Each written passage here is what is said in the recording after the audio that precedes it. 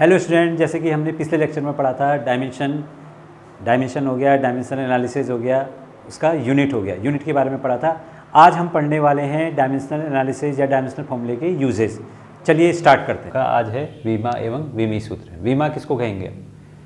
जब हम किसी व्युत्पन्न राशि को प्रदर्शित करने के लिए कैसे प्रदर्शित करेंगे, हम उसको मूल मात्रक के संदर्भ में प्रदर्शित करेंगे। वो मूल मात्रक क्या हो सकते हैं? लंबाई, द्रव्यमान तथा समय।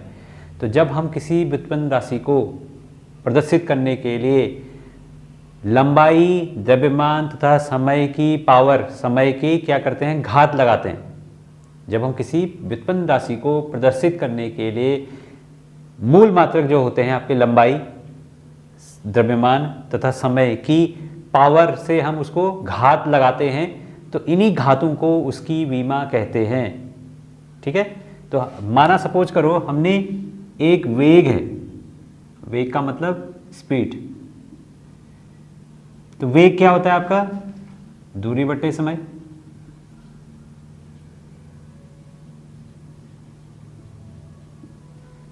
दूरी को हम कहते हैं, किससे प्रदर्शित करते हैं? L से, लंबाई, लेंथ, और समय को हम करते हैं T से। तो आप देख रहे हो लंबाई और समय क्या है? ये मूल मात्रक है। किसको प्रदर्शित कर रहे हैं हम? वेग को। वेग क्या है? व्युत्पन्न राशि है। अब इस वेग को हम मूल मात्रक की संदर्भ में जो प्रदर्शित कर रहे हैं, किससे? उसकी घात से। तो इसको हम क्या लिखेंगे? वेग is equal to L T - 1। तो यहां पर आप देख रहे हैं L की पावर क्या है? 1 है, T की पावर क्या है? -1 है। तो इन्हीं को हम क्या कहते हैं? डायमेंशन। क्या कहते हैं? वीमा। किसकी? लंबाई की वीमा यहाँ पर 1 है, समय की वीमा यहाँ पर -1 है। तो आपका लंबाई की वीमा क्या होगी?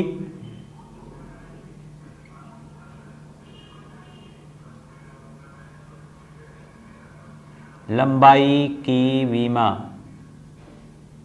लंबाई की वीमा इज इक्वल टू 1। समय की वीमा क्या होगी आपकी? -1। तो हम किसको कहेंगे वीमा?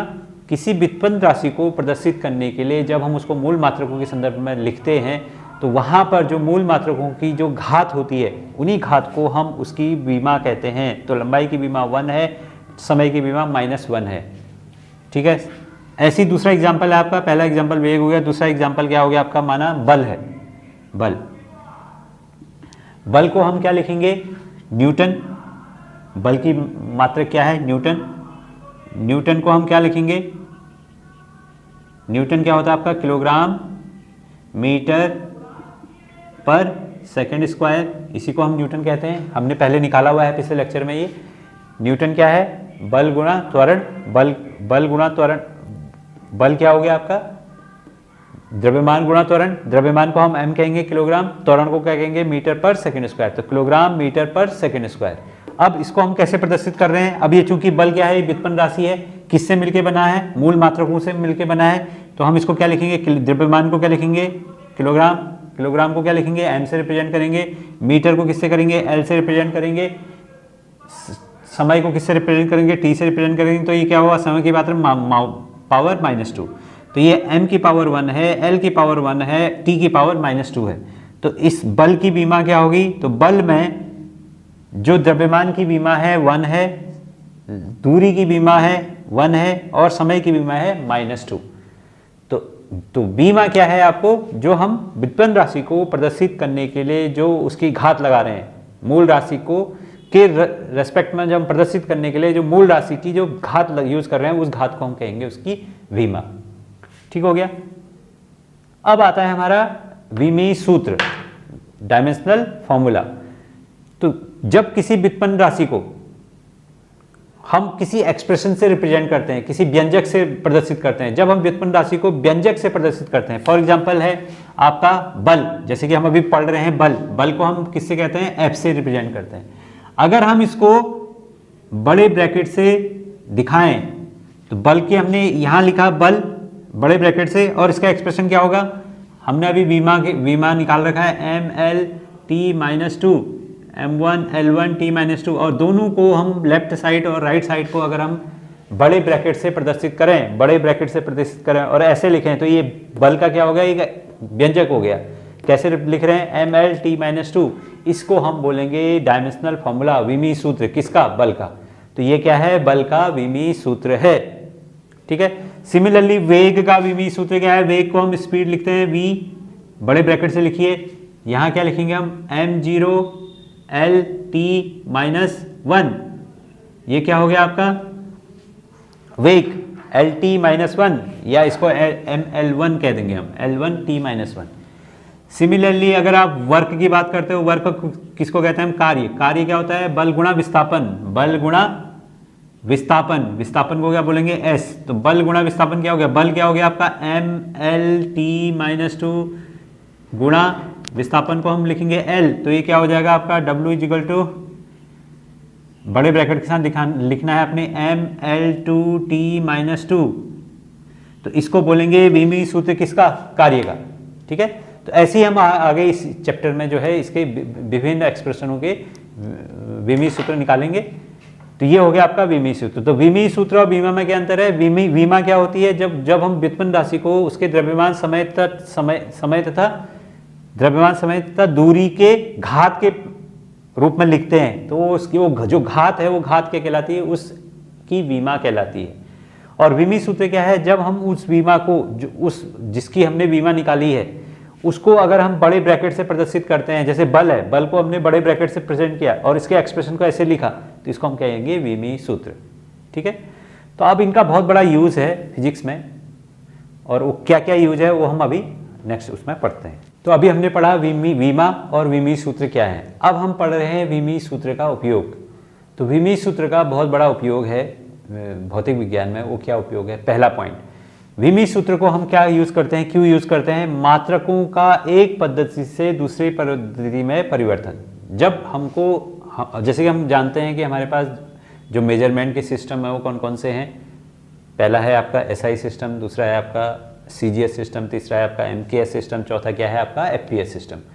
तो अब जब हमको एक मात्रकों का एक पद्धति से दूसरी पद्धति में अगर हमको क्या करना है, उसको परिवर्तन करना है, कन्वर्ट करना है, हमको CGS सिस्टम दिया है, हमको FPS सिस्टम में कन्वर्ट करना है, या हमको FPS सिस्टम दिया है, हमको MKS सिस्टम में कन्वर्ट करना है, या हमको SI सिस्टम दिया है, हमको किसी और FPS सिस्टम में कन्वर्ट करना है। तो ये कन्वर्जन जो हम किसकी हेल्प से करेंगे, वो करेंगे हम विमीय सूत्र की हेल्प से। तो सबसे पहला उपयोग क्या है कि हम मात्रकों का एक पद्धति से दूसरी पद्धति में परिवर्तन हम इसमें विमीय सूत्र की हेल्प से कर सकते हैं। दूसरा उपयोग क्या है, दूसरा उपयोग क्या है कि परिणाम की सत्यता जांचना। अब कोई भी फॉर्मूला है हमारे पास, अब वो फॉर्मूला जो है वो सत्य है या नहीं है, कैसे पता चलेगा हमको। हमने बोला कि T किसी भी सिंपल पेंडुलम का जो आपका जो टाइम पीरियड होता है वो होता है T=2π√L/g, जहाँ L क्या है उस सरल लोलक की लंबाई है और g क्या है गुरुत्वीय त्वरण, T क्या है आपका टाइम पीरियड। तो अब ये फॉर्मूला सही है या नहीं है कैसे पता चलेगा, तो हम किसकी हेल्प से करेंगे इसको, हम इसको विमीय सूत्र के उपयोग से हम इसकी सत्यता की जांच भी कर सकते हैं।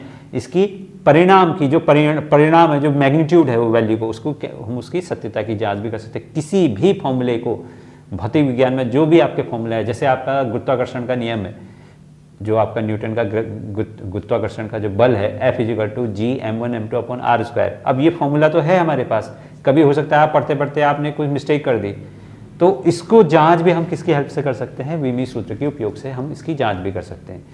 तीसरा जो उपयोग है, विभिन्न भौतिक राशियों में समुचित संबंध ज्ञात करना, रिलेशन निकालना, एक भौतिक राशि का दूसरी राशि के साथ संबंध निकालना, या अगर हमको संबंध निकालने का मतलब हमको रिलेशन निकालना है उनके बीच में, या हमको एक नया फॉर्मूला ज्ञात करना है कि हमसे बोला गया है कि जो है एक बल जो है वो किस पर निर्भर कर रहा है, वो उस वस्तु के द्रव्यमान तथा उस वस्तु के त्वरण पर निर्भर कर रहा है। तो यहाँ से हम उसका एक नया रिलेशन निकाल सकते हैं, किसकी हेल्प से, विमीय सूत्र के उपयोग से। तो ये भौतिक विज्ञान के संदर्भ में ये विमीय जो डायमेंशनल फॉर्मूला है, विमीय सूत्र का बहुत बड़ा उपयोग है। तो पहला उपयोग है एक पद्धति मात्रकों का एक पद्धति से दूसरी पद्धति में परिवर्तन, दूसरा उपयोग है परिणाम की सत्यता की जांच करना, तीसरा है विभिन्न भौतिक राशियों में किस प्रकार से हम संबंध दिखा सकते हैं। तो ये हो गया आपका विमीय सूत्र का उपयोग। इसके बाद हम पढ़ेंगे कितने टाइप के विमीय सूत्र होते हैं, हर किसी व्युत्पन्न राशि का विमीय सूत्र। तो अब आपको क्या करना है, इसके लिए आपको फॉर्मूला याद नहीं करना है, आपको उसके बीच का रिलेशन याद रखना है। अगर आप उसके बीच में जो रिलेशन है, उनके बीच में जो संबंध है, अगर उसको याद रखेंगे तो आप आराम से विमीय सूत्र निकाल सकते हैं।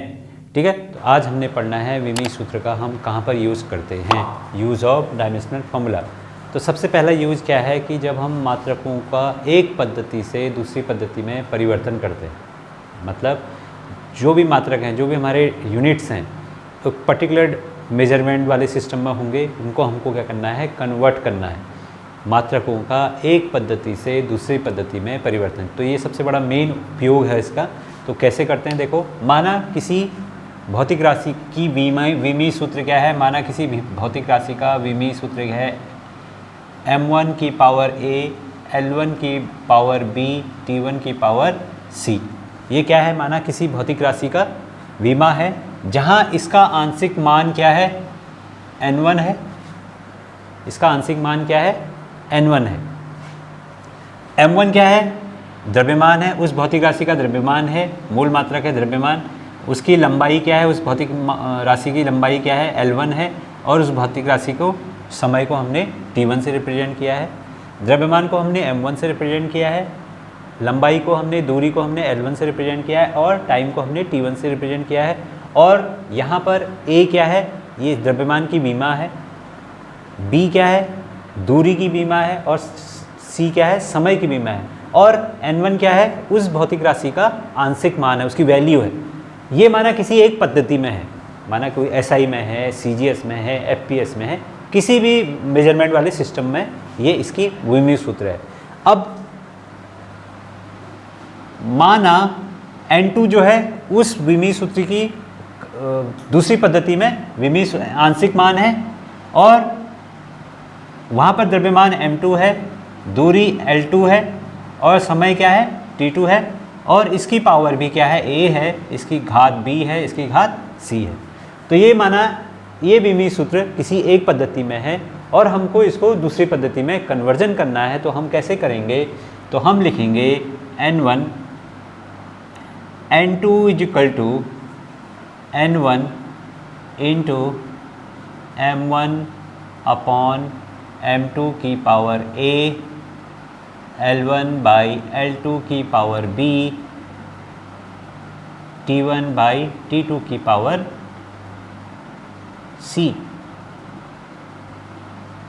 तो ये सूत्र आपको ध्यान रखना है, ये आपका एक बड़ा इम्पोर्टेंट सा फॉर्मूला है जो क्या करता है, कन्वर्ट करता है एक पद्धति के मात्रक को दूसरी पद्धति के मात्रक में।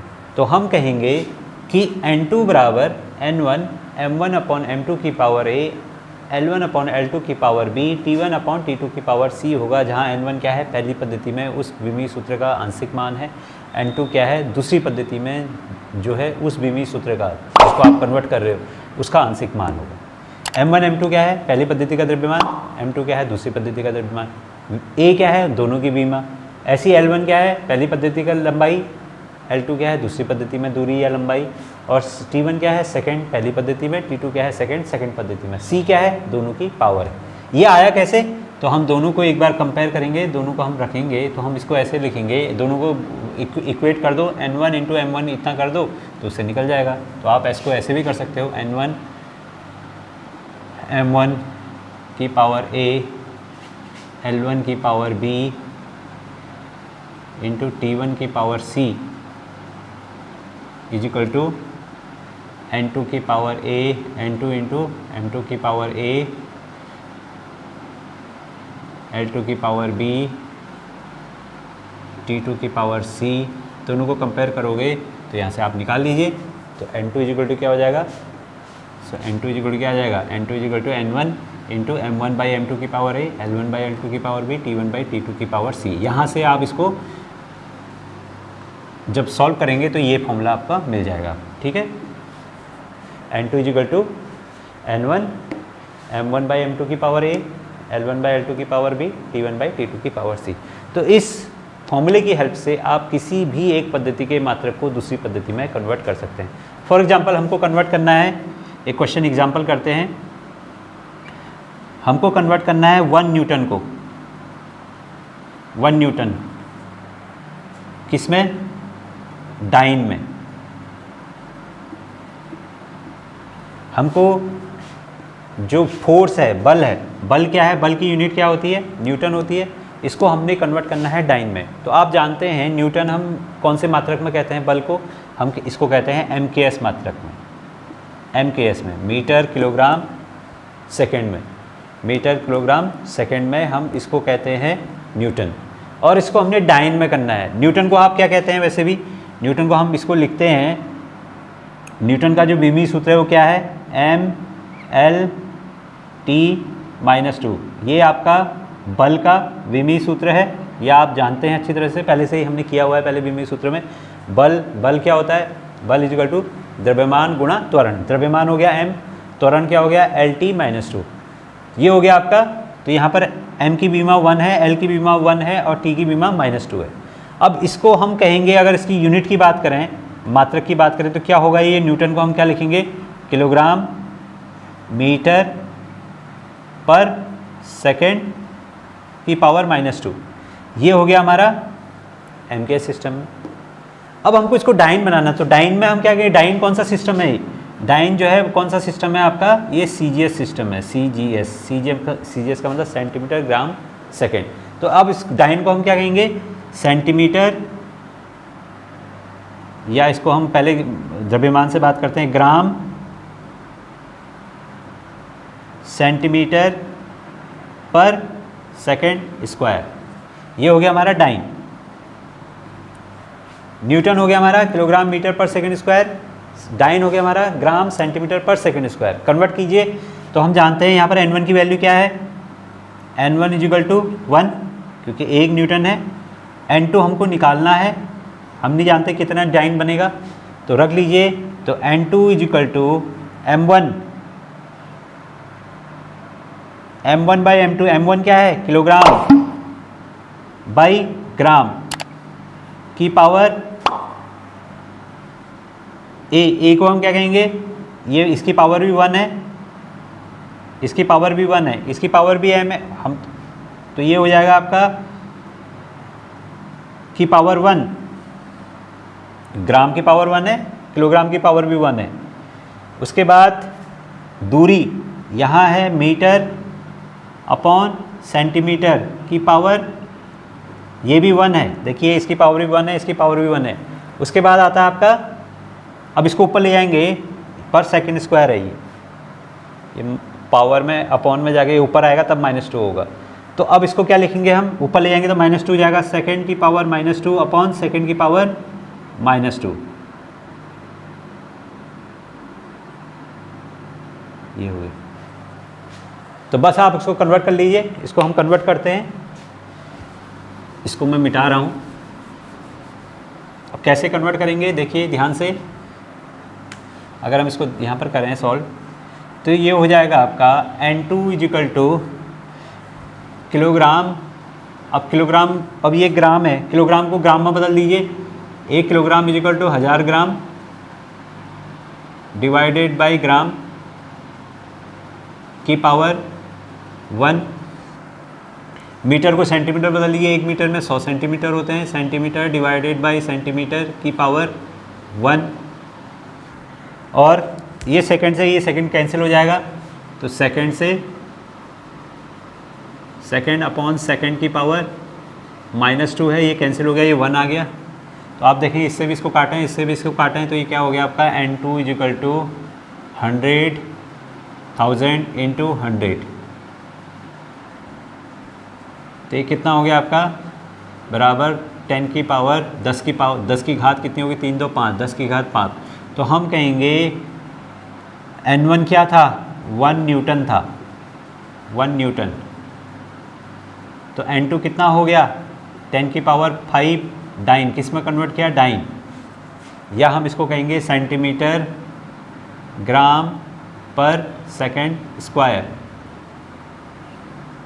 तो इस तरीके से, इस फॉर्मूले के यूज से, इस विमी सूत्र के उपयोग से हमने कन्वर्ट कर दिया न्यूटन को डाइन में। तो हम कहेंगे 1 न्यूटन किसके बराबर है, 10 की पावर 5 डाइन के बराबर है। इस तरीके से इसका बहुत ज़बरदस्त यूज है कि हम एक पद्धति के मात्रक को दूसरी पद्धति के मात्रक में कन्वर्ट कर सकते हैं, चाहे वो SI यूनिट हो, चाहे आप FPS हो, चाहे MKS हो, चाहे CGS हो। उसको आप जो है दूसरे मात्रक की पद्धति में कन्वर्ट कर सकते हैं।